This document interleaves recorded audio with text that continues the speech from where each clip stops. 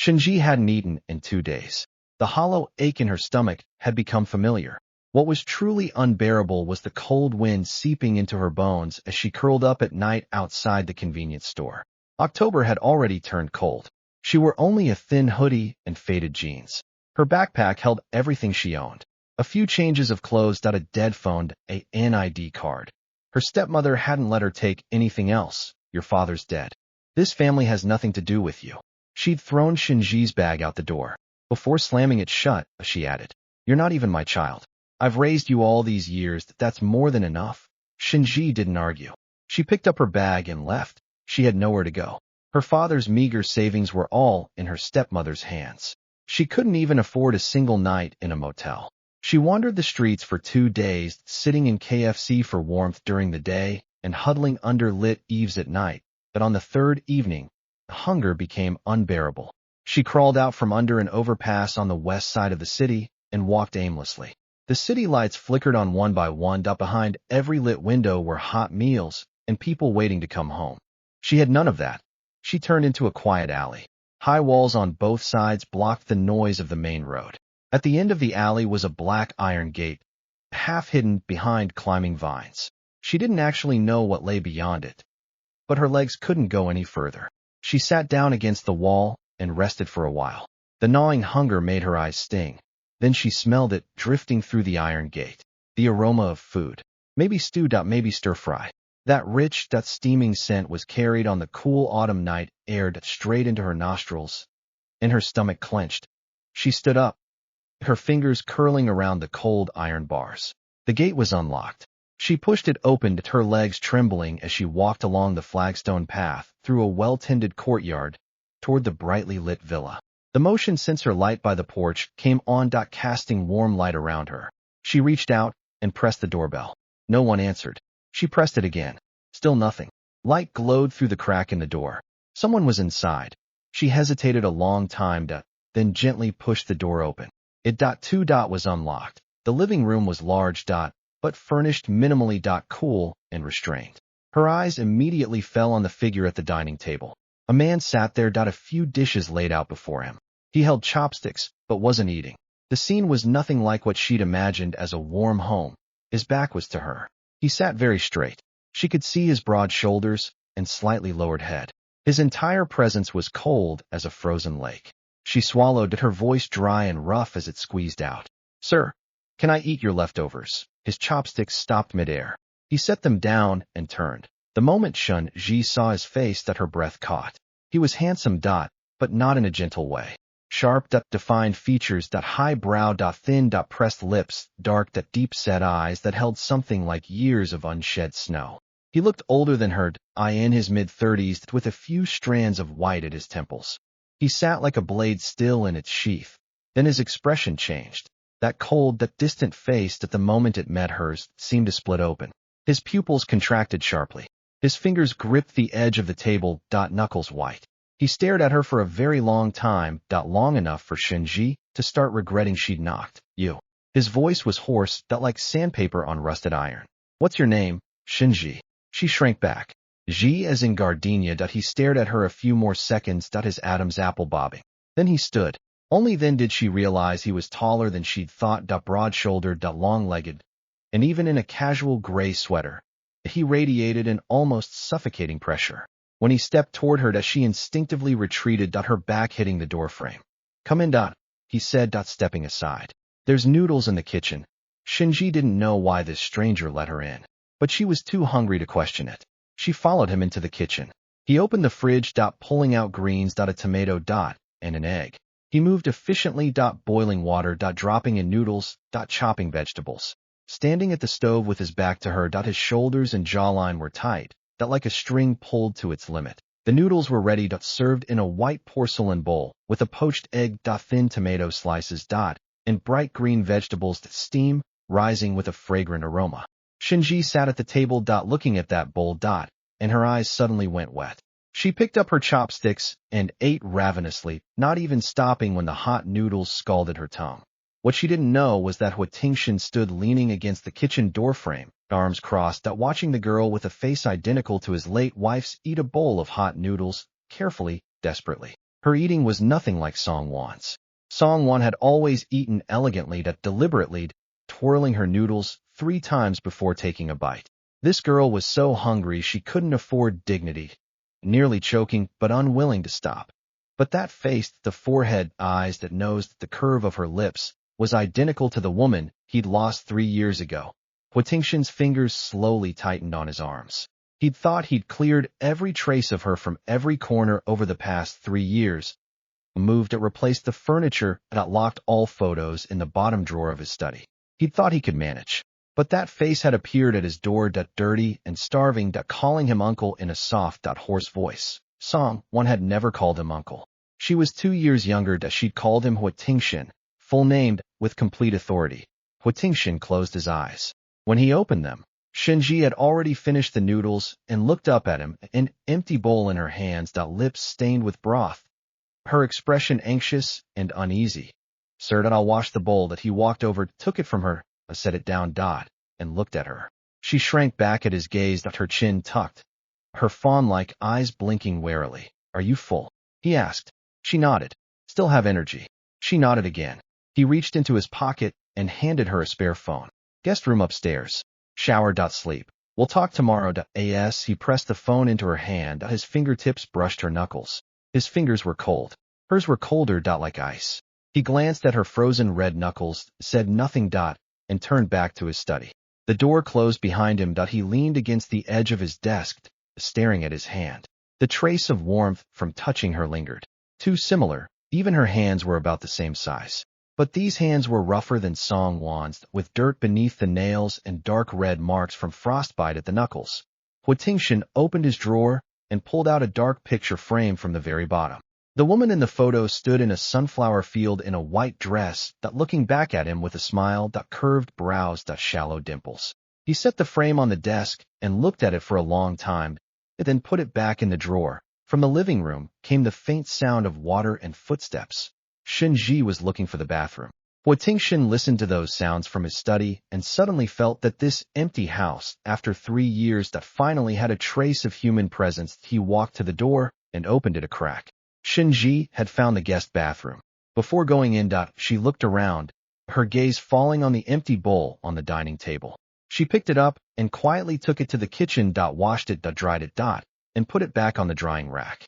Only then did she go into the bathroom and close the door. Hua Tingshin looked at that clean white bowl on the drying rack, and his fingers curled slightly at his side. He pulled out his phone and texted his private doctor. Come to the house tomorrow. Full checkup. New girl. Then he added, bring plenty of stomach medicine and nutritional supplements. He walked into the kitchen and opened the fridge. He seldom cooked, there wasn't much inside, but enough for a simple breakfast. He set eggs and milk on the counter, then glanced at the drying rack. Next to the wash bowl was a pair of chopsticks he'd casually left there. Shenji had washed those too, setting them neatly next to the bowl. He picked up those familiar chopsticks and looked at them. The corner of his mouth might have curved, or not. He put them back, turned off the kitchen light. The sound of water from the bathroom stopped. He heard the guest room door gently closed, the lock clicking softly, with careful restraint. Hua Tingshin stood at the end of the hallway, looking at that closed door. Moonlight streamed through the floor-to-ceiling windows, scattering silver across the floor. He stood there a long time, until the moonlight shifted from his shoulders to his feet. Then he returned to his master bedroom, closed the door, and lay in bed. He didn't sleep for a long time. In the darkness, he stared at the ceiling. That face, the sound of her gasping at the hot noodles, her frozen red knuckles, her careful quiet while washing dishes, kept replaying in his mind. So much like her. Yet not her at all. He rolled over, draping his arm over his eyes. A corner of his chest he'd locked away for 3 years, certain it was dead, now felt as if something had struck it. It didn't hurt, but it left him trembling all over. He remembered her standing at his door, pitifully asking, Sir, can I eat your leftovers? That image, for the first time in 3 years, kept him from sinking into the suffocating abyss he associated with Songwon. When he'd said there's noodles in the kitchen, his voice hadn't even trembled. Outside, the moonlight was cold. The villa lay still as if submerged. And after a stranger with his late wife's face had walked in, he'd finally spend a peaceful night in this empty house. The next morning, Shenji woke in the guest room. She lay dazed for several seconds as sunlight touched her face that last night felt like a dream. She sat up and smelled something drifting from the hallway. The scent of fried eggs and warm milk. She pushed open the door and saw Hua Tingshan standing by the dining table, two breakfast plates laid out. He wore a white shirt with sleeves rolled to his forearms, with his expression cool and calm. He looked up when he saw her, his face showing nothing, and said one word. Sit. Shunji walked over and sat across from him. The fried egg was perfectly cooked, the milk was warm, with a small plate of fruit beside it. She picked up her fork and glanced at him. He was looking down at his phone, his profile crisp and cold. Sir, she said softly. Thank you for taking me in.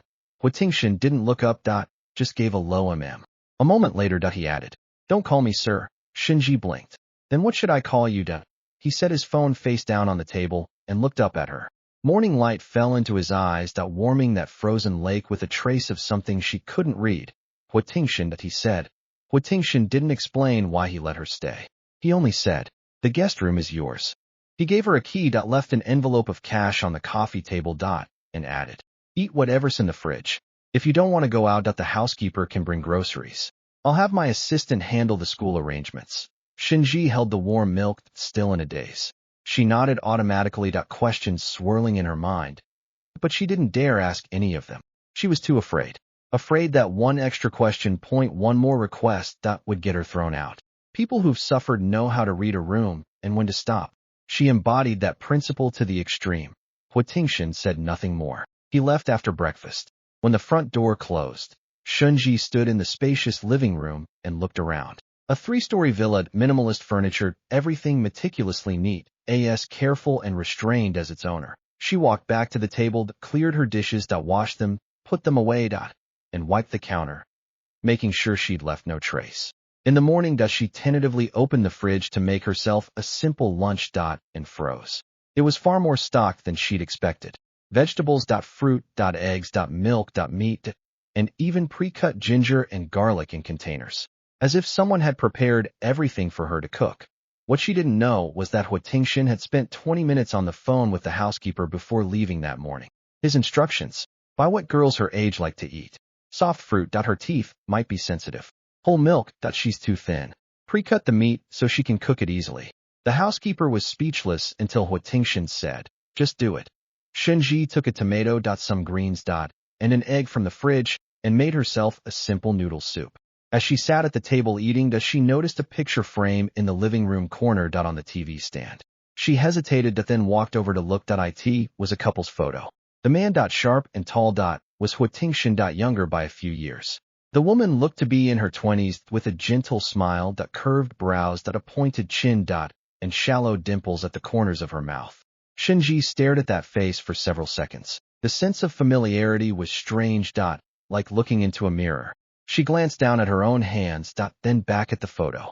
The woman had a faint mole at the corner of her right eye, the same spot as her own. Before she could think further, the frame slipped from her fingers and hit the floor. Glass shattered. She crouched to pick up the pieces and cut her finger on a shard. Blood beaded up.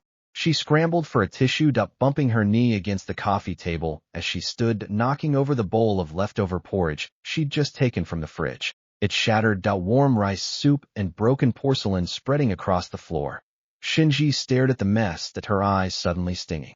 She picked up the broken glass, then the spilled porridge. A shard cut the back of her hand as she winced. That's when the front door opened. Hua Tingshan had come back early. The moment he stepped in, he saw Shinji crouched between the kitchen and the living room, surrounded by broken porcelain and sticky rice soup, blood beading on her fingers. He froze for an instant, then crossed the space in 3 strides and grabbed her wrist. Don't move. His voice was low and urgent, carrying undisguised tension.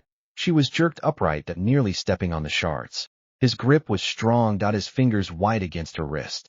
He pulled her away from the mess, then bent to examine her hand. The cuts weren't deep, but blood was still seeping. His brow was tightly furrowed. He pulled her into the ground floor bathroom, turned on the cold water, and held her hand under it. The cold made her hiss and try to pull back, but he held firm. Don't move, he repeated, his voice softer this time. But his grip didn't loosen. She looked up at him. From this angle, she could only see his tense jaw and pressed lips.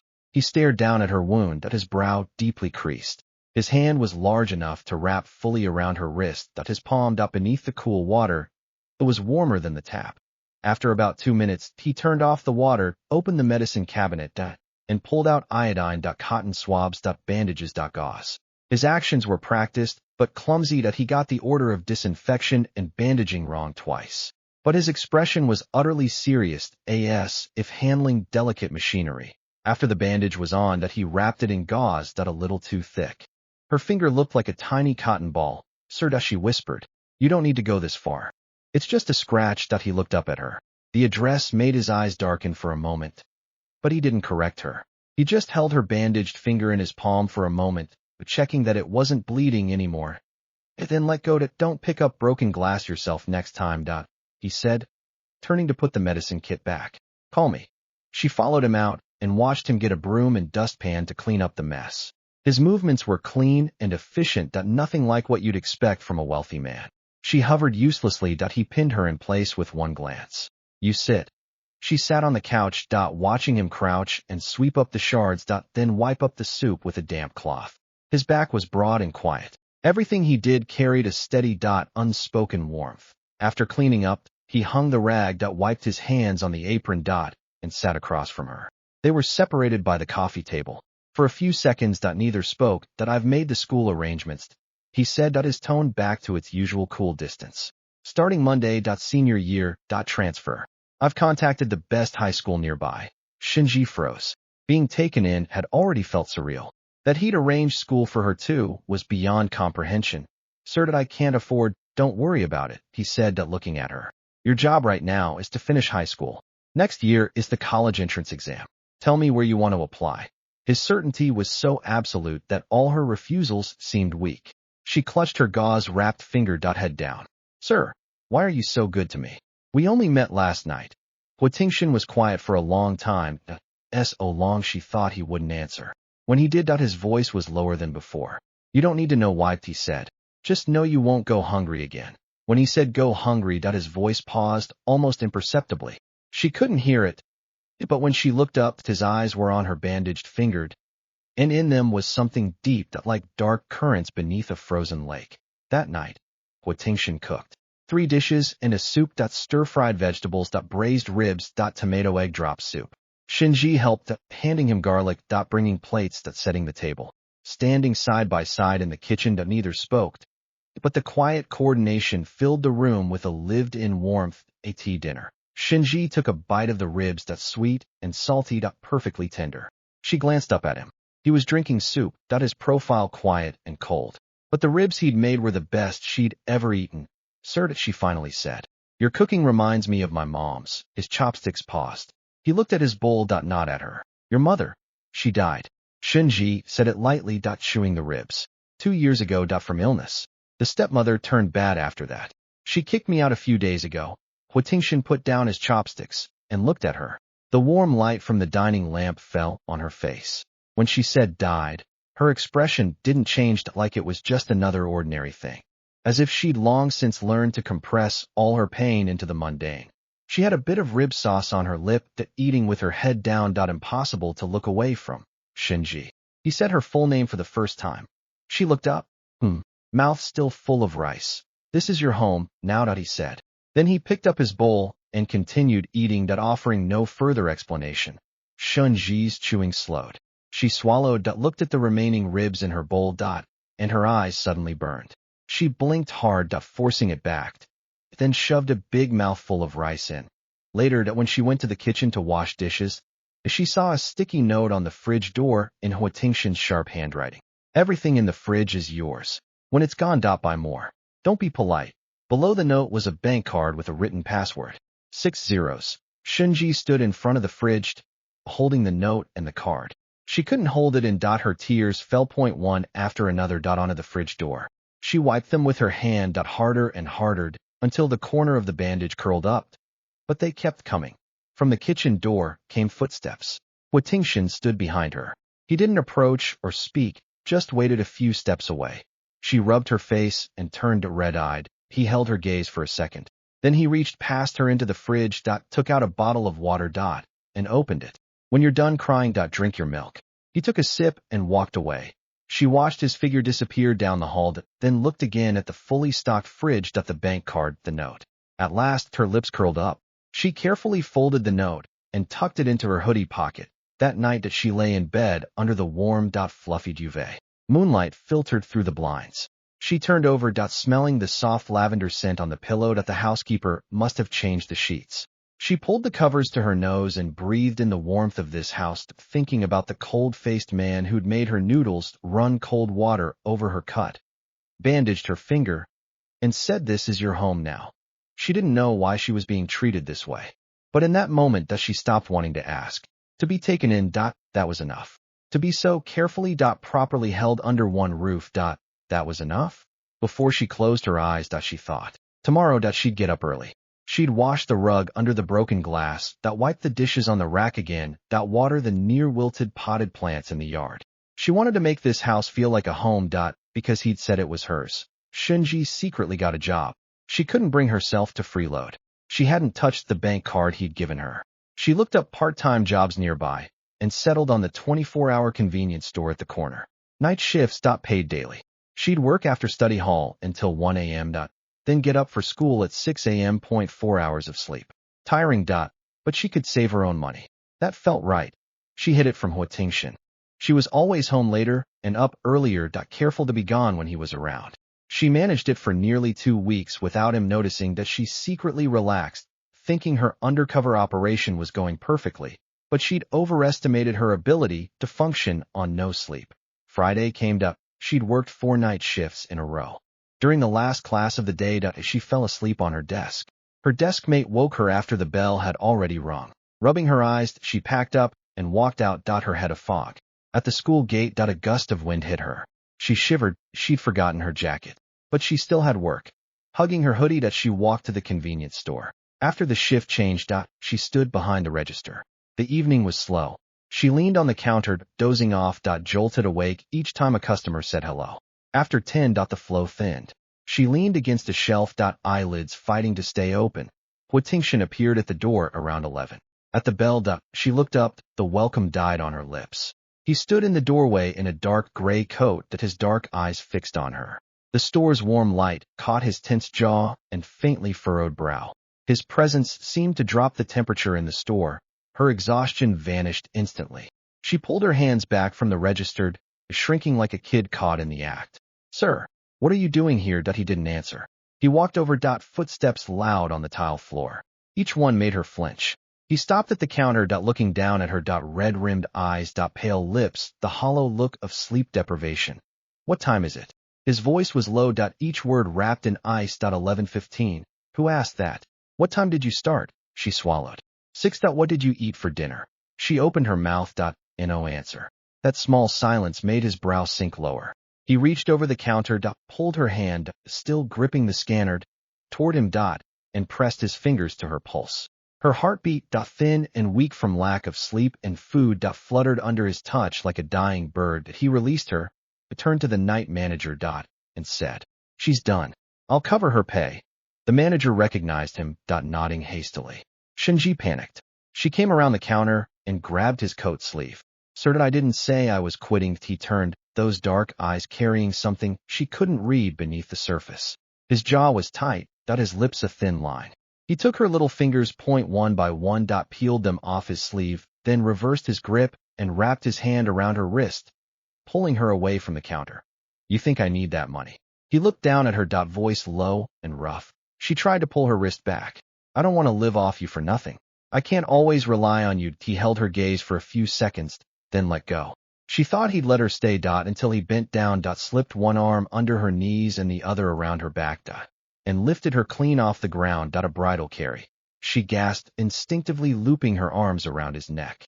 His coat smelled of night frost, but pressed against his chest, the cold was eclipsed by his warmth.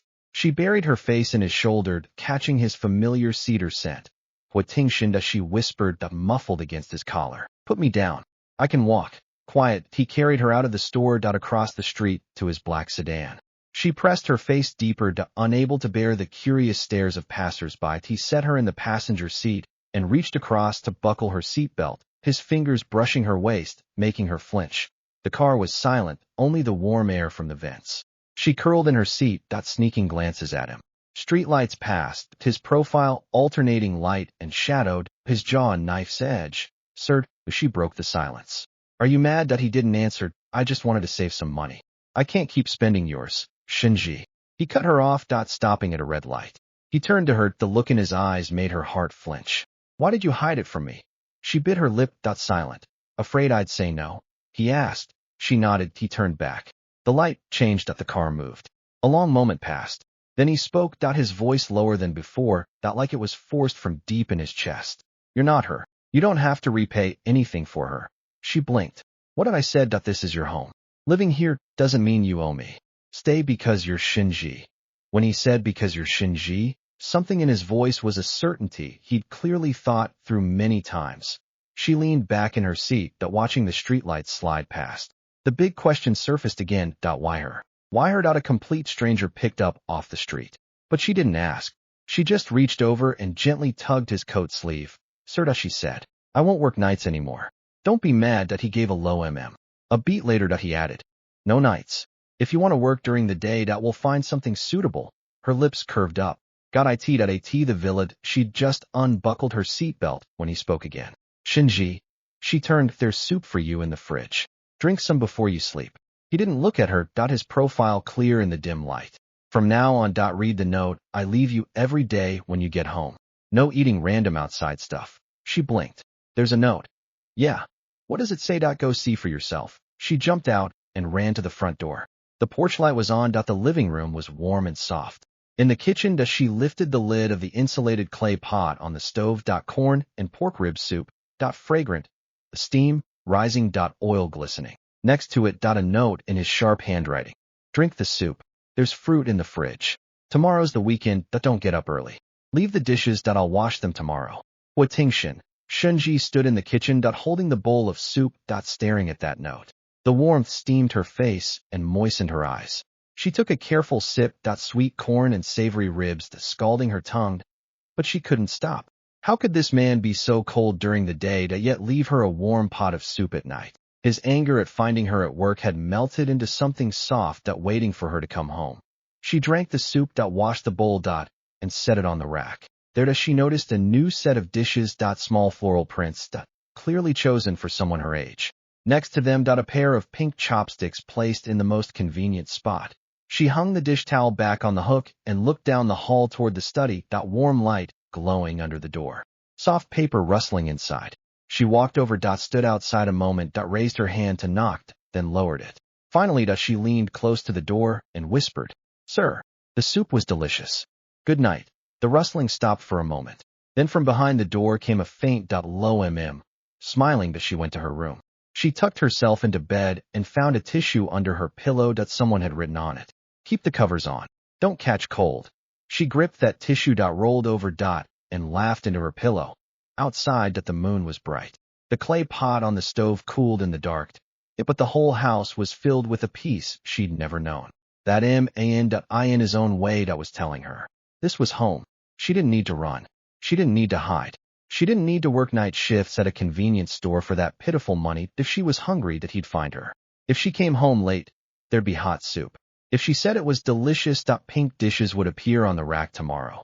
She folded that tissue and tucked it into her pillowcase, with the other notes she'd saved. As she closed her eyes, she thought, if this is a dream, let it last. Long enough for her to gather the courage to ask him why he was so good to her. But she was too tired that the question flickered and dissolved into deep sleep. She didn't know that in the study, Huatingshin had set down his book, walked to the door, and opened it a crack. The hallway was empty. The guest room door was closed, a thin line of light glowed beneath it. He stood for a moment, then returned to his desk, opened the drawer, and took out the locked picture frame. The woman in it smiled back at him. He looked at it a long time, then turned the frame face down. Not her. He said it aloud, Tio the photo, Tio himself. She's Shinji. He put the frame back in the bottom drawer and closed it. The convenience store cold, combined with sleep deprivation, made Shinji feverish by the weekend night. At first, she thought she was just too tired to wake. But in the early hours, every bone ached. Her forehead could have fried an egg. Her throat was sandpaper. She struggled out of bed to get water. Her legs buckled, and she knelt on the carpet. Crawling to the door, she pulled it open a crack and collapsed at the door banging against the wall. Less than half a minute later the master bedroom door opened. Hua Tingshin came quickly in his pajamas, saw her half-sprawled in the hallway, flushed, breathing fast, and froze a step before crouching to lift her. Shenji. His voice was tight. His palm on her forehead was hot. He curled his fingers. She leaned against him, mumbling incoherently. He carried her to bed, pulled the covers up, and left for fever medicine and a thermometer. Returning, he sat on the edge of the bed, slid the thermometer under her arm. 39.2. He frowned deeply. He popped a pill from the foil and brought it to her lips. She turned her head, mumbling, "Mom, don't make me leave. I won't go." His fingers paused. He looked at her flushed face, curled under the covers, damp lashes, cracked lips, muttering in her fevered sleep. "Don't send me away. I have somewhere." Those fragmented words pierced him, making his breath deepen. Shenji. He softened his voice, his hand on her hair, rubbing gently. "Open up. Take the medicine." Her eyes fluttered open, dazed for a moment before focusing on him. Then she grabbed his pajama sleeve, just a little, but it made him freeze. "Sir, don't send me away." Her voice was raw and soft. He closed his eyes. He brought the pill to her lips again. This time she took it. He held her head and gave her half a glass of warm water, watching her swallow before letting go. "Not sending you away," he said low, his palm on her hot cheek, his thumb brushing the sweat from her cheekbone. "This is your home now. No one will send you away." She smiled faintly in her sleep, her grip on his sleeve loosening as she slipped deeper into sleep. Hua Tingshin tucked in her covers, went to the bathroom, and wrung out a cold cloth. He sat by the bed, changing the cooling patch, wiping her palms and soles, slowly cleaning her fever-hot neck and collarbones. His actions were unpracticed but impossibly gentle. Near dawn, her fever dropped below 38. She finally quieted, breathing long, and even, her curled body loosening. He leaned against the headboard, looking down at her sleeping face. Moonlight had faded, morning light filtered gold through the curtain crack, falling on her flushed cheeks. That face was like Song-Wan's, and yet utterly different. When Song-Wan was sick, she'd wrap her arms around his neck, pout, order him to bring tea and water, demand he warm his hands first. Shin Zhit 39.2 woke up begging not to be sent away. She was sick with that cautious fear of being a burden, of being abandoned. He brushed the damp hair from her forehead. She made a small sound and nuzzled into his palm. That unconscious, wordless dependence made his fingers hang in the air a long time. He went to the kitchen. The porridge simmered for half an hour before he turned down the heat. He opened the fridge, looked at the fully stocked shelves, and decided to cut some fruit. He was distracted while peeling the apple, the knife slipped and cut his thumb. He didn't flinch, rinsed it, put on a bandage, and kept cutting. 88. Shinji woke. A fever mostly gone, just low and achy. She sat up and saw a warm bowl of porridge on the nightstand, a plate of cut apples, a glass of water. Under the bowl, a note in his sharp hand. "Drink the porridge. Medicine in the drawer. Eat the apples. Don't get out of bed today. I'll come back for lunch. Hua Tingshin." On the back. "Everything in the fridge is yours. Don't go back to work. Don't let me catch you sneaking out." She stared at the note, the hot porridge, the neatly cut apples. Her nose burned. She sniffled, picked up the spoon, and took a bite, the warmth and faint sweetness sliding down. He'd added sugar, just the sweetness she liked. Spoonful by spoonful, she finished the porridge, ate the apples, took the medicine. She leaned back, her gaze falling on a new little vase on the nightstand. Inside was a single white gardenia, petals still wet. She didn't know when he'd put it there, or why he'd chosen a gardenia, but she recognized the flower. Her name. She touched a petal, her fingertip came away with cool dew. That man had even used her name as a flower in her room. She smiled, brought the flower to her nose, and breathed in its fresh fragrance. 18 noon. Hua Tingshin returned. His coat still held the outside chill. He carried a shopping bag of fresh fish and vegetables. Seeing her sitting up, drinking water, his expression didn't change, but the tight line at his mouth relaxed. "Feeling better?" he asked. She nodded. "Much better. Take your temperature." She did and handed it to him. 37.2. He gave a low and went to the kitchen. She heard the sounds of washing and chopping. She tried to get up to help. Her feet had barely touched the floor when his shadow filled the doorway. "Stay down." He was still holding greens, a dark gray apron around his waist. The sight of him cooking was a strange but perfect fit. I can just help with the vegetables. Stay. She retreated back into bed, wrapping the covers around herself, and watched him from the foot of the bed. From this angle, she could see a corner of the kitchen, his back to her, as he dropped sliced fish into boiling water. His movements were crisp, his shoulders broad, his lines softened by the apron. The hum of the vent and the clatter of spatula and pan filled the house with a cozy, mundane warmth. She watched him for a while, then spoke. Sir why did you buy the gardenia? His hand paused on the fish. It's pretty. Just that. Yeah, she smiled. She didn't believe pretty for a second, but she didn't press. She settled back under the covers, listening to the kitchen sounds, breathing in the fish broth fragrance. Sunlight fell on the quilt, warming her. Her eyelids grew heavy. Half asleep, she heard him come over, place something on the nightstand. Then his voice from above, light, if not to wake her. Soup's ready. Drink it when you're up. She mumbled an and rolled over, face in the pillow. She felt his presence by her bed a few moments, then footsteps retreating. The door closed, leaving just a crack. She heard his low voice on the phone. I'm not coming in today. Something came up. Something came up. He'd called her his something came up. She hugged her pillow, smiling as she fell asleep. When she woke again, it was afternoon. A bowl of warm fish soup had appeared on the nightstand, white broth with green scallions. Her stomach growled. She drank it, the fish tender, the broth so fresh, she drank every drop of scallion. She brought the empty bowl out to find Hua Tingshan. The living room was empty, the kitchen was spotless. From the study came faint sounds. She pushed the door open a crack. Hua Tingshan sat with his back to her at his desk, papers before him, writing. He'd changed into a light gray shirt, sleeves rolled. His coffee steamed. Sunlight slipped through the blinds, striping his shoulders with thin golden lines. She didn't knock.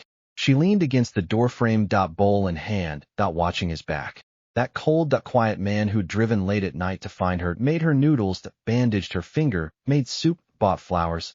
He was just steps away. She watched a long time. He sensed it and glanced back. Their eyes met. He paused, drank the soup. He asked, yes. She held up the empty bowl. I washed it. Good. A few seconds of silence. Then, Hua Tingshan, he looked up. Something in his eyes shifted at the sound of his full name. Yet you're so good to me. Her voice was a little rough. If I don't leave, will you get sick of me? He set down his pen and turned fully to face her. Afternoon light fell from behind him, bright and clear. His dark eyes held a certainty and tenderness she'd never seen. Sick of you. He gave the faintest smile. I just keep taking care of you. She leaned against the doorframe, looking down at the empty bowl. Her lips curved high, oh high, her eyes stung again. She turned her face away, sniffed, and said, I'll go put the bowl away, and left. Behind her, a low from Hua Tingshan, the faintest edge of a smile. I in the kitchen, setting the bowl back on the rack. She looked at those pink floral dishes, the pink chopsticks, and the note that said everything in the fridge is yours. Her smile wouldn't come down. She pressed her face into her hands and laughed silently for a moment. Then she ran back to her room, carefully picked up the gardenia, found a small glass, filled it with water, and placed it on her nightstand at the most visible spot. Outside, the sun was warm. Her bed still smelled of her post-fever sweat and fresh sheets. Under her pillow, that stack of notes that each folded and saved like little treasures. That man said I'd just keep taking care of you. So she'd stay. Even a lifetime would be fine. After Shun Ji recovered, Hua Tingshan's care shifted from subtle to blatant. Every morning there was a hot breakfast and warm milk. At noon, his driver delivered lunch to her school cafeteria. At night, his car was waiting after study hall. She tried to refuse at first, but it was useless. Once Hua Tingshan decided on something, he gave her no room for protest. She slowly got used to this steady, palm-held protection, until that Friday night, when he told her, we're going to the old house tomorrow. It's the old man's birthday. He wants to meet you. She was mid-bite of a rib and nearly bit her tongue. Meet me. Why? He was ladling soup, not looking up. He heard I've got someone staying with me. He wants to see. What did you tell him? He set the full bowl before her and looked up. I said she's mine. Her face went crimson. She ducked her head, shoving rice in her mouth, mumbling. What do you mean? Yours? He didn't answer. He just put another rib in her bowl. Dress warm tomorrow. It's windy at the old house. The next day, Shunji stood in the walk-in closet, staring at a wardrobe full of clothes he'd gradually added over the past 6 months, dresses, jackets, everything she could need. But she was trembling. meeting the legendary Hua family patriarch, that the man who supposedly shook the city with a footstep. And she was some stray he'd picked up off the street. What was she doing there? She finally chose a cream knit dress with a beige coat. Her hair in a loose braid. When she came downstairs, Hua Tingxin was putting on his coat at the door. His gaze paused on her for 2 seconds. Nice, that he said. As if commenting on the weather. But she caught that extra glance and couldn't help her smile. The old Hua house was halfway up the eastern mountain in entire Chinese-style estate. From the gate, they passed through multiple courtyards to the main hall. Shenji clung to Hua Tingxin's sleeve, overwhelmed by the opulent guests and carved beams. The main hall was already full. For the old man's 80th, the Hua family's main and branch lines had gathered in force. The moment Shenji entered, dozens of stares hit her. Appraising, curious, and in some undisguised disdain. She flinched back half a step. Hua Tingxin's hand came down, without a word, covering hers and wrapping her chilled fingers in his warm, dry palm. Expressionless, he walked her through the crowd to the head seat. Grandfather, he inclined his head. This is Shenji. The old man was in his 70s, sharp-eyed as a hawk, studying her with a long, careful gaze. His eyes lingered on her face, long enough to make her heart pound. He turned the ring on his thumb and finally spoke. So it's you. Shenji didn't know how to respond. She just bowed stiffly. Grandfather, hello. He didn't answer, took a sip of tea, and looked away. Not unfriendly, but not warm. She was led to sit beside Hua Tingxin. The aunts and cousins began to whisper, not quite quiet enough. This one, she does look. No wonder Tingxin brought her home. Nobody knows where she's from. The Hua family's standing, you can't just pick someone up and keep her. Her fingers curled under the table. She stared at her lap. Hua Tingxin glanced at her, said nothing, but his hand found hers, his thumb lightly stroking her knuckles. When the wine had gone around a few times, the most senior great-uncle, third uncle, stood with his cup. After toasting the old man, his eyes landed on her. He smiled, but his words held no kindness. Tingxin, this girl you've brought, aren't you going to introduce her to the family? The Hua family isn't just any place. We can't have just anyone, any stray cat or dog, staying here. What if she's a poor character? It would ruin our reputation. Can you bear that? The hall stilled. Some feigned interest in their food, others looked on, amused. Shenji's face went pale. Her fingers twisted her skirt. Hua Tingxin set down his chopsticks. Slowly, so everyone noticed. When he stood, the chair scraping the floor, the room's temperature seemed to drop. He looked first at Shenji. Don't move. Wait for me. Then he turned. He picked up his teacup and smashed it to the floor.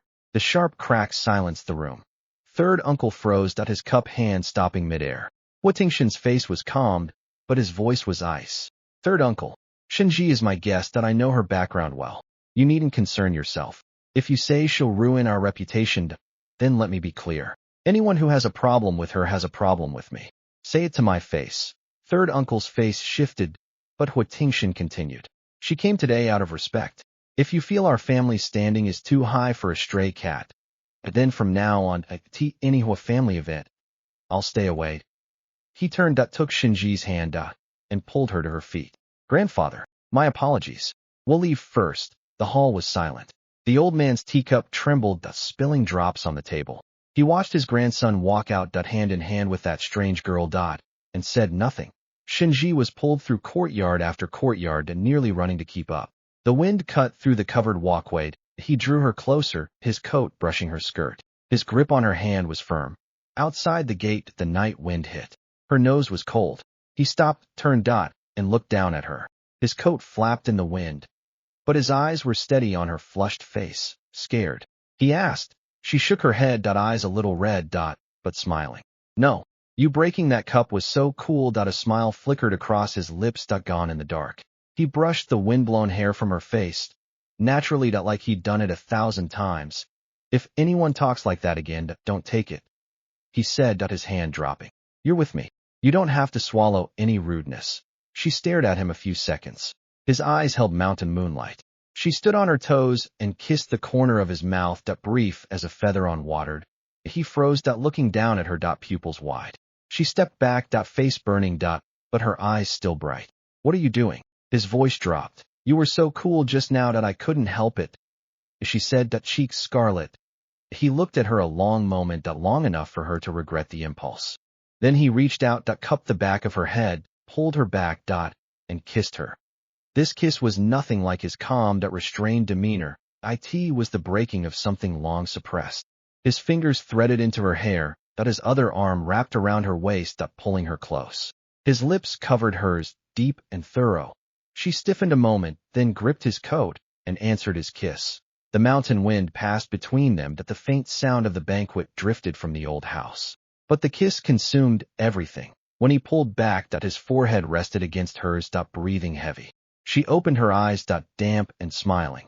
"Huitingxin," she whispered. "You like me too?" He looked at her a few seconds, his thumb brushing her reddened lip. His voice was rough. "Yeah, I have for a long time." She buried her face in his chest, arms around his waist. His coat brushed her cheek. She breathed his familiar scent, her heart galloping. His hand found her head, slowly stroking. His chin rested on her crown. After a long moment, he said low, "Let's go home." She nodded, and he led her to the car. Back at the villa, he let go only at the entryway. She changed her shoes and walked in. When she looked back, he was still at the door, coat on, staring at his hand. She laughed, went back, and pulled him in by the hand. "Huitingxin, what are you zoned out for?" He followed, his eyes moving from his hand to her face. She was smiling, eyes curved, dimples showing. He spoke. "Shinji." "Yeah. After next year's college exams, don't live on campus." He looked at her, serious, as if signing a contract. "Move into my room." She went crimson, punched his chest, and ran to the guest room, slamming the door.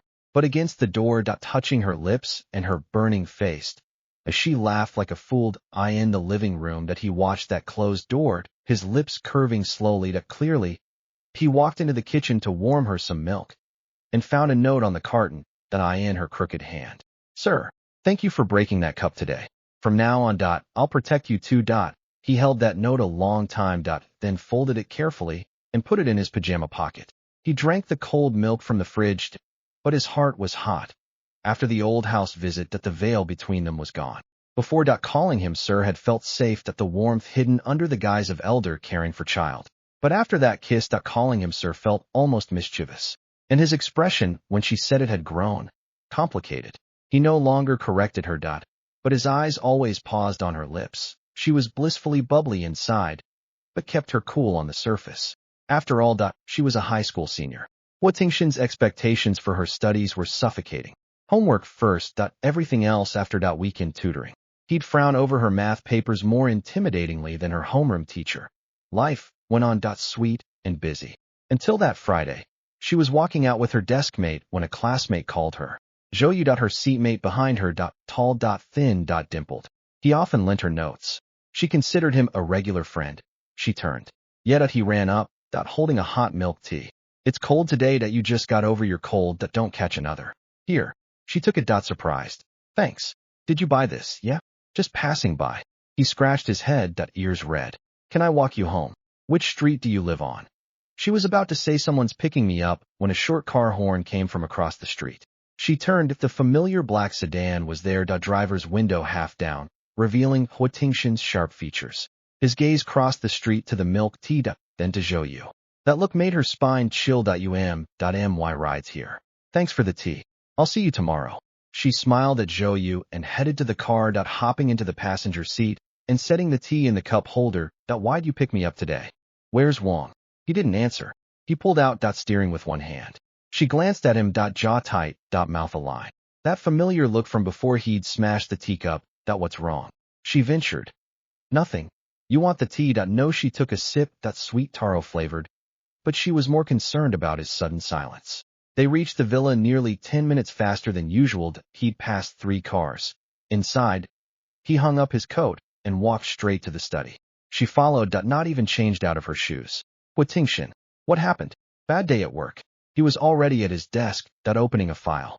"Finish your homework and show me."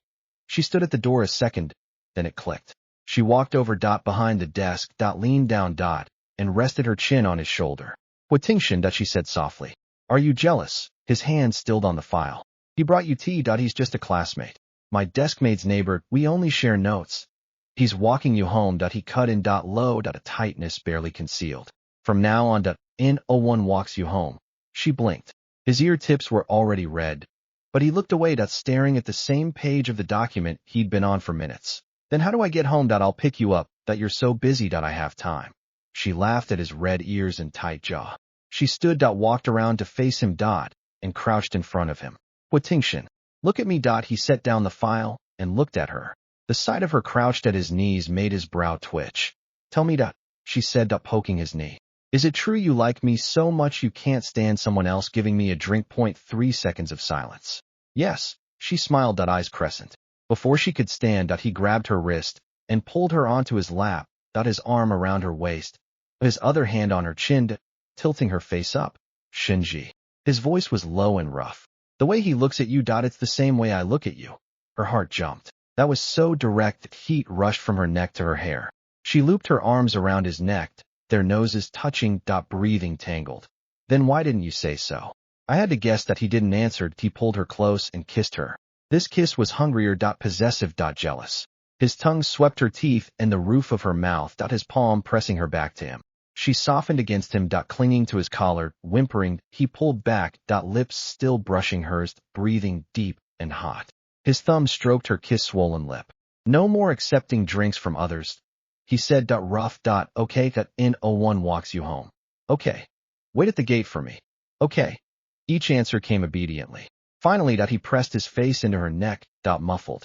And don't smile so brightly at other boys. She laughed, cupped his face, lifted it from her neck, and saw his slightly reddened eyes and lingering jealousy. She kissed his brow.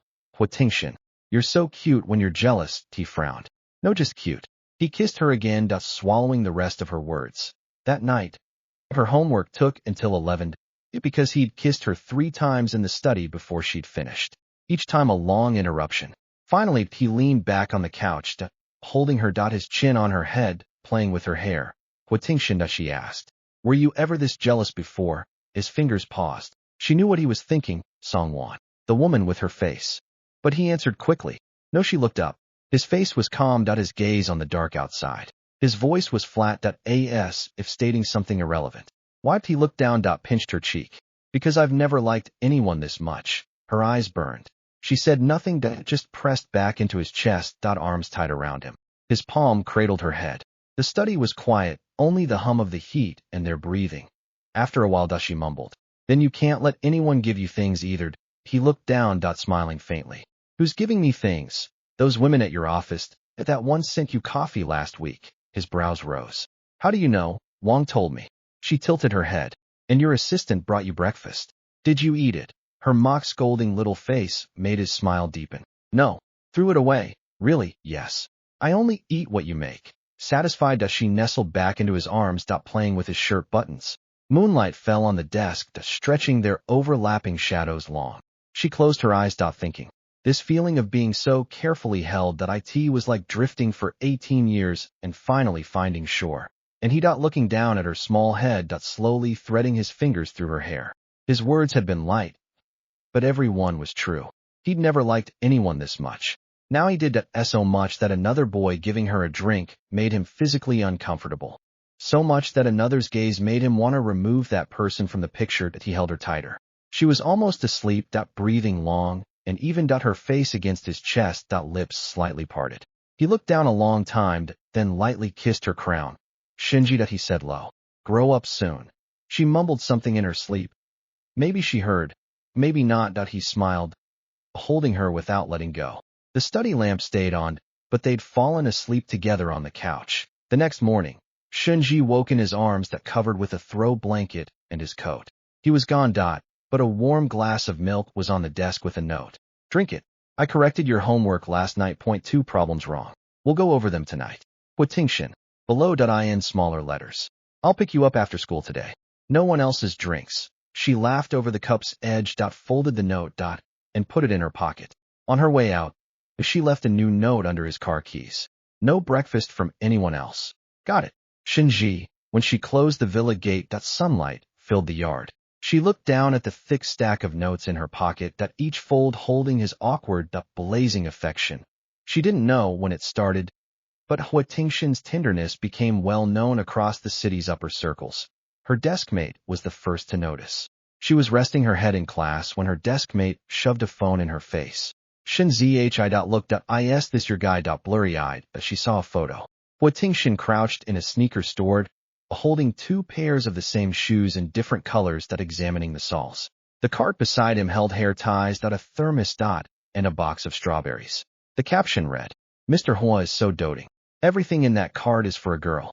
Those strawberries over 100 for a feud." He didn't even blink. Shinji went red. She remembered the shoes that last week she'd mentioned how soft the soles were. The next day, 2 pairs had appeared. One cream, one light blue. Both her size. From then on, similar photos surfaced everywhere. Someone caught him queuing late at a dessert shop for her favorite limited edition strawberry mousse. Someone snapped his car parked at her school gate, waiting half an hour. Another photo became citywide, taken from the side in a mall seating area. Shinji on a bench. Hua Tingshin crouched before her, threading her white shoelaces with practiced ease. The caption, "How much does he love her?" She saw that photo while eating lychees he'd peeled for her at home. She held it up to him, red-faced. "Hua Tingshin, did you know someone was filming?" He glanced at it, took the phone, set it on the table, and offered her another lychee. "No, then why'd you crouch to tie my shoe?" He paused, peeling another. "Your laces were loose. I could have done it myself. I'm not helpless." He looked at her, still peeling. "You were wearing a skirt." She froze. She'd been in a knee-length skirt. Crouching would have exposed her. He'd crouched without a word, tied the shoe, and stood without even a flushed ear. It was a tiny thing to him, but the widely shared photo sent a surge through her heart. She leaned over, head on his lap, looking up at him. He peeled another lychee and fed it to her. "Hua Tingshin," she said. "The whole world knows you spoil me." He wiped his sticky fingers, looking down at her, the barest curve on his lips. "Good. That's how it should be." She reached up, pulled him down, and kissed the corner of his mouth. Lychee's sweetness lingered. He darkened and deepened the kiss, palm on her head. Later, her phone buzzed again, more screenshots from friends. Someone had noticed more details. A row of pink sticky notes and scented candles on his office desk, a string of cute cartoon danglers from his car's AC vent, even a custom pair of cufflinks engraved with a gardenia. That last one, she'd given him for his birthday last month. He'd put them on and never taken them off. And those danglers, she'd bought them on a whim, tucked them in his car, and forgotten. They were still there, scrolling through the photos, but she suddenly pressed her face into his chest. "Why are you so good to me?" His hand found her head, stroking. "You're worth it, it's not about being worth it just is." His voice came from above, low and certain. "The night I found you, I didn't sleep. I sat in my study thinking. The one before, I spent 3 years getting over. But then you came, and I realized I'd wasted that time. I still want to keep someone close. Cook for you, buy you shoes, tie your laces, pick you up from school. Don't talk about worth, you make me want to do these things. That's your gift." She was silent, but her fingers on his collar were tight. "Hua Tingshin," she said, her voice thick. "Don't get this sentimental, I can't take it." He laughed. "Fine, but I'll still do them. Do what? Buy your shoes. Tie your laces. Pick you up." His chest vibrated with his smile. "Yes, forever." That night's hashtag was #HuaTingshin shoelaces. The top comment read, "He crouched for her in a mall. The whole world knows he loves her. Only she knows. He's only tied her laces." Shinji liked it with his phone, and he caught her, tickling her on the couch. She rolled, laughing, until he wrapped her in his coat and carried her to her bedroom door. "Sleep, he said, kissing her forehead. "Exam tomorrow." She kissed him back. "Good night, sir." His brow twitched. "Call me sir again, and you're not sleeping tonight." She slammed the door, laughing too hard to straighten up. Outside, he stood a moment, shook his head, and went to his room. His phone screen glowed with #HuaTingshin shoelaces. He opened it, and on impulse, replied with his verified account. "Thank you. She deserves it." Then he put down the phone and went asleep. The next morning, when Shinji saw that reply, she nearly dropped her phone. She ran from the guest room to the master, flung herself on him, shaking him awake. "Hua Tingshin, you replied to that comment with your verified account." Half awaked, he squinted at the phone in her hand, then closed his eyes and pulled her against his chest. It's done. So what? Now the whole world knows you saw that comment. The whole world already knew." His voice was still rough with sleep. "Sleep a little longer, it's early." She lay on his chest, watching the thousands of new comments under his reply, all screaming. She put the phone down, burrowed into his collar, and laughed. He patted her back in his sleep, like a child. Outside, dawn was breaking, gray-blue and clear. The villa was warm with heating. She lay on his heartbeat, thinking she'd probably never escape this man. But she didn't want to. The whole world knew he doted on her, and she knew better than the world. The photos missed the quiet ways he loved her. The way he got up to pull her blanket up, replacing every food she didn't like with one she did, carrying her to bed with a kiss he thought she didn't feel. She smiled into the dawn and nestled deeper. His arm tightened sleepily around her waist. Mumbling something, probably sleep again. She closed her eyes. The wind outside, the heat hummed, his heartbeat, and the quiet warmth of the house wrapped her. She thought this would be the warmest winter of her life. Shenji's senior winter passed quickly. Hua Tingshan's birthday was in December. She'd started preparing a month early, saving her own money, buying a small frame, painting a picture. A lit window with a blooming gardenia on the sill, and a shadowy figure half seen beside it, his posture toward the window, watching. She framed it and hid it at the bottom of her closet. His birthday party was small, close family, and a few friends that held at his villa. Shenji stuck to him all evening, helping with guests, serving tea, putting away gifts. She wore a cream turtleneck, her hair in a loose braid, looking soft and sweet in the warm light. He'd check on her occasionally, seeing her moving through the crowd, his gaze pausing before moving on, after several rounds that he'd drunk a lot. She tried to take 2 glasses for him, but ended up flushed herself. He sat her on the couch, put a juice in her hand, and said, "Stay?" Then he went back to the table. She watched him from the couch, his shirt unbuttoned at the collar, sleeves rolled, drinking with his head back and Adam's apple bobbing. He wasn't a lightweight, but he'd drunk too fast. A faint flush crept up his face. Her heart beat faster. She took a long sip of juice to hide it. When the last guest left, it was near midnight. She closed the gate and turned to find him standing in the living room, back to her point, one hand gripping the table edge, shoulders slack. She walked over to steady his arm, and smelled the heavy alcohol. "Hua Tingshan, that you drank too much." He turned, eyes unfocused, but they steadied on her face. "Not too much, you can barely stand." He let go of the table and stepped toward her, stumbling, almost stepping on her foot. She grabbed his waist, but he turned, caught her wrist, and backed her into the couch. He leaned down, forehead to hers, hot breath on her face. "Shenji." His voice was slower than usual, thick and rough. "You looked beautiful tonight." Her face burned. "You're drunk, I'm not." He cupped her face, thumb stroking her flushed cheek. "That sweater I bought, You bought it." "Beautiful." He said, leaning closer, lips almost to hers, but stopping. Just staying there, breaths tangled. Her heart pounded. She gripped his collar. "Hua Tingshan, that you can barely stand. I'll help you to bed." He shook his head, then wrapped his arms around her, pulling her hard against him. He was so tall that she was buried in his chest, smelling the wine and his cedar scent. His chin on her head, his hand on her back. "Shenji," he called her, muffled. "Yet I don't go." She froze. "I'm not going anywhere. I'm right here. When I first saw you, his voice wavered. I thought she'd come back. Do you know what I felt? Fear. Fear that she'd come back, and then leave again. Fear that the same person would make me hurt all over again." Her arms around his waist tightened. He pressed his face into her neck. "And then I realized that you're not her. You eat differently. You wash dishes quietly, so I don't wake. You're afraid of the cold. You curl into a ball when you sleep. Everything about you is different." His voice broke, and I was even more scared. I realized it wasn't your face I fell for. It was you. Shenji's tears fell silently onto his shirt. He was drunk, 10 times as talkative, the honest words he'd never say sober, all pouring out. She stood on her toes, arms tight around his neck. "Hua Tingshan," her voice thick, but steady, "I'm not leaving. Even if you kick me out." His arms tightened.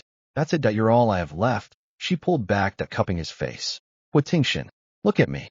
I'm Shenji." He looked down, his unfocused gaze slowly sharpening on her tear-streaked but blazing eyes. He looked at her, then kissed her. This kiss was thick with wine and the gentlest restraint. Not aggressive, more like a careful confirmation. His fingers threaded into her hair as he kissed away her tears. When he pulled back, forehead to hers, he closed his eyes. She helped him to the bedroom, untied his tie, pulled off his shoes, covered him. His hand held her wrist, tight, even in sleep. She sat by the bed, looking at his sleep-softened face. "I'm not going anywhere," she whispered. His grip eased, but his fingers still rested on her wrist. She covered his hand with hers. Moonlight was cold, the bedside lamp glowed. She stayed by the bed all night. When Hua Tingshan woke, his head throbbed. He opened his eyes to find someone holding his hand. He turned. Shenji was asleep on the edge of the bed. Face on her arms. Still holding him. Sunlight caught her profile. The shadow of her lashes. One of her hands had crept under the covers. He looked at her a long time. It then gently freed his hand. Lifted her onto the bed. She murmured and rolled into his chest. Still sleeping. He tucked the covers around her. Kissed her head. And closed his eyes. Later, as she left the painting on his pillow, he found it at the gardenia. The silhouette clearer, now recognizable as him. Is that me? He asked. Gardenia. She said. Eyes closed. And the person beside it.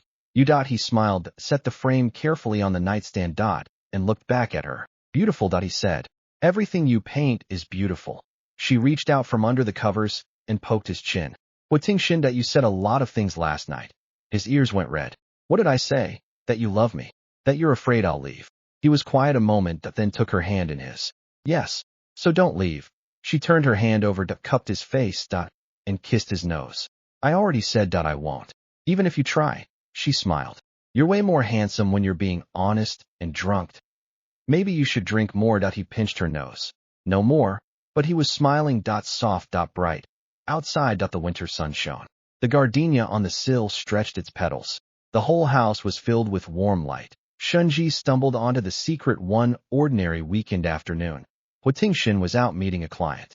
She was home alone. The kitchen filled with the braised ribs he'd left simmering. She'd gone to find a book and on a whim pushed open the study door. She rarely went in. Didn't want to disturb him. The door was ajar. Like an invitation. She stood at his desk. Glancing at the papers and his usual pen. A little succulent she'd given him sat on the corner. Plump and healthy. She smiled and touched its leaves, her finger brushing a frame. Face down on the edge.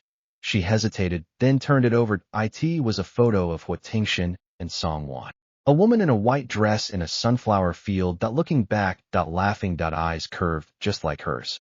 He stood beside her. Younger, with an open smile, arm around her shoulder. Shenji's fingers tightened. She knew she shouldn't feel anything. It was his past, his memory, perfectly allowed. But that face so like her own. And the way he looked at her, she'd seen that look before. When he watched her sleep. Her nose stung. She set the frame back. Face down.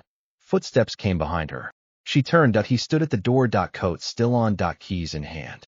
His eyes went to the overturned frame. You saw it, he said. His voice was low. But she heard the tension. She nodded. Forcing a smile.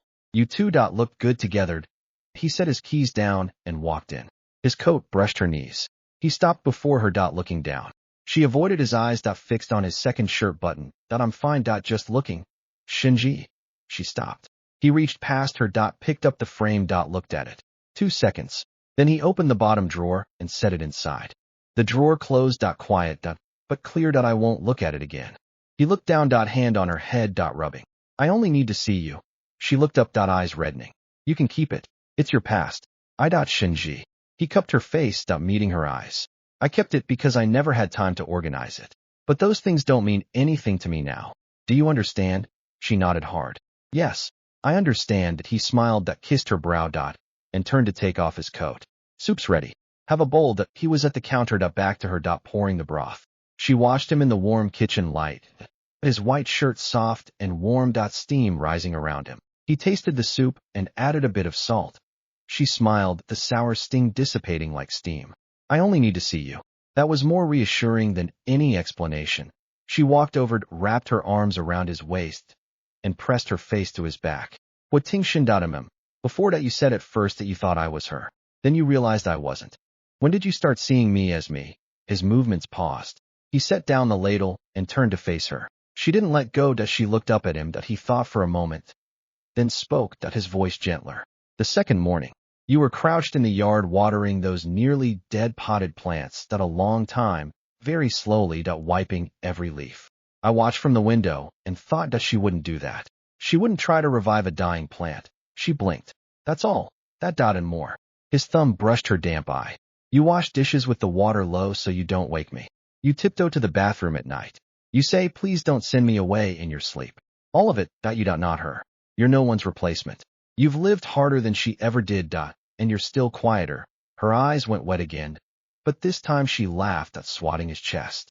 Ting that how do you always manage to make me see or why.so cry? He looked down. The smile faint but real. Then have your soup. I spent all afternoon on it. She laughed into his neck. Wiping tears on him. He sighed. Patting her back. And set the soup on the table. That evening they drank rib soup with corn and carrots. She had 2 bowls. He picked out every rib and put it in her bowl. She sat back. Full. Watching him clear the table. The sinked as she leaned in the doorway. Ting. You can look at that frame if you miss her sometimes. I won't mind. He turned off the water. Looking back at her. Hands still dripping. I won't miss her anymore. Why? Because my head's full of you. He turned back. His ears just barely red. She laughed against the doorframe. Then she came up behind him. Wrapped around his waist again. Chin on his shoulder. He finished drying the dishes with her wrapped around him. Then wiped his hands and covered hers. Shunned. After your exams. Move into my room. She laughed into his back. You said that before. This time I mean it. The last time was serious too. I know. He turned her around. Looking down at her. So do well. After that. What? He kissed her. Lips brushing her smile. I'll tell you after. She laughed, swatting him. He caught her wrists and pulled her in. Through the kitchen window. Moonlight fell across the clean dishes and their 2 figures. She looked past his shoulder at the study door. The frame now in the deepest drawer. A door closed. But he was on this side. Holding her hand. Giving her all his attention. She stood on her toes and kissed his mouth. I'll do well. She said. You wait. He laughed and held her tighter. On exam day. Ting took the day off. He was up at 6. Cooking breakfast. She wandered to the kitchen door. Half asleep. And saw him at the stove. Apron tied. Not perfect, but earnest. She watched a moment. Ting, you nervous? He turned. Holding a plate. What would I be nervous about? My exam. You do your exam. I cook. He set the table and patted her head. The school gate. She unbuckled. He caught her wrist. Leaned in. And kissed her forehead. Good luck. He said. I'll pick you up. She walked away. Looking back. His window down. Watching her. Sunlight lit his face. Making his eyes warmer. She waved and walked into the school. When the 2 days were over. It was surreal. She'd studied so hard. Had dog-eared all the correction notebooks he'd made for her. Walking out. She felt light as air. The familiar black car was already there. He leaned against the door. He straightened when he saw her. She ran and threw herself into his arms. He caught her. Steadying himself. Done? He asked. Done. She beamed. I'm done. Ting. He smiled. Rubbing her hair. Good. Let's go home. That night. She insisted on cooking. He tried to stop her. You just finished your exams. Rest. She said. I've been practicing for 6 months. No. He leaned on the doorframe. Watching her in a blue apron. Chopping and stirring. Not practice. But earnest. She pulled out every ingredient and made 4 dishes and a soup. Braised ribs. Broccoli, tomato egg. Sweet sour fish. And seaweed egg drop soup. She set the table and pushed him into his chair. Try it. I've never done this many before. He picked up a rib. Took a bite. Chewed. Paused. Her heart stopped. His brow furrowed, then relaxed. He set down his chopsticks and looked at her. Shinji, what? Bad. He looked at her a long time. Deep. Unfathomable. Then. His voice lower than usual. She couldn't cook. She'd burned down the kitchen. Porridge always half-cooked. Eggs always burnt. His eyes on her face, something rising from deep within. What you cooked. Tastes nothing like her. Her grip on her apron loosened. She understood. He was telling her. Who he'd fallen for was never Songwon. Not the face. The food tasted nothing like hers. And he'd eaten it all. Every bite. Her eyes burned. Her smile grew. She crouched beside him. Was it good? She asked. He pinched her cheek. Good. Too much sugar next time. Use 1 less spoon. The fish was dry. Next time watch the time. The soup. Perfect salt. More talent than I have. Every critique came with a next time. She smiled. Eyes curved. You'll be my sous chef forever. Yes. Prep. Washing. Trash. Promise. Promise. Later. Leaning in the kitchen doorway with a glass of warm milk. As she watched him wash dishes. Water running. He bent over a plate. His back a beautiful line through his thin shirt. Sir, she said. Smiling. Will I still get your leftovers? He turned. Dried his hands. Walked over. And took her milk. Then he pulled her in. No more leftovers. He said. His lips near hers. You'll eat with me. She looked up at him. Moonlight and kitchen light mingled on his face. She leaned in. Nose against his. Then. She said. I'll cook for you every day. He didn't answer. He kissed her. Warm. Long. Certain. Like someone finally arriving home. Out the window. City lights spread. The soup was still half full. Pink dishes dried on the rack. The gardenia bloomed on the windowsill that its petals soft in the moonlight. Later, As promised that she moved into his room. Her floral dishes moved beside his. The gardenia moved to their shared windowsill. Every year on his birthday, she cooked the better every time. He ate every last leftover. Once a friend visited and saw him in an apron, helping her, nearly cutting his finger. Shinji laughed. He said, "Mind your own business, if that's how our house works." She kissed him, and he went red. The drawer in the study was locked for good, the key buried. He never looked at the frame again, because his eyes had new places to land. Her profile painting by the window, the curve of her neck as she watered flowers, the light in her eyes when they bickered over dinner. She was no longer someone else's leftovers. She was his own carefully raised treasure. That year on his birthday, she made a feast. At the last rib, he stopped. "What?" she asked, chopsticks in her teeth. He put the rib in her bowl. "You made it, you should have the first bite." She looked at the glazed rib in her bowl, her eyes warm. She took a bite, sweet salty, fall off the bone. Worlds away from her first attempt, she looked up at him. He was watching her, his smile deep and full, like the gardenia that couldn't contain itself. "Huatingxian," she said, half chewing. "Happy birthday." "Birthday," he echoed, it didn't matter. He reached over, wiped the sauce from her lip, and then touched his own mouth with that finger. She blushed, hiding her face. Outside, fireworks burst, lighting the winter night. The dishes on the rack glowed warm in the light. They looked at each other across the table, both smiling. She remembered standing at the iron gate, hungry and homeless, too afraid to even knock. She never imagined she'd walk through that door, be caught by a bowl of warm noodles, and be gently grown by a cold-faced man's decade of tenderness. "Sir," she said, he looked up. "Thank you for your leftovers." He set down his chopsticks that came around the table, and pulled her to her feet. His lips were against her ear, low and sure, each word settling in her heart. "Not leftovers," he said. "Shinji." She held him, face to his chest, listening to his heartbeat and the fireworks. The table cooled, but no one cared. Because the warmest meal was still simmering, from that autumn night she first knocked on his door, and the fire never went out.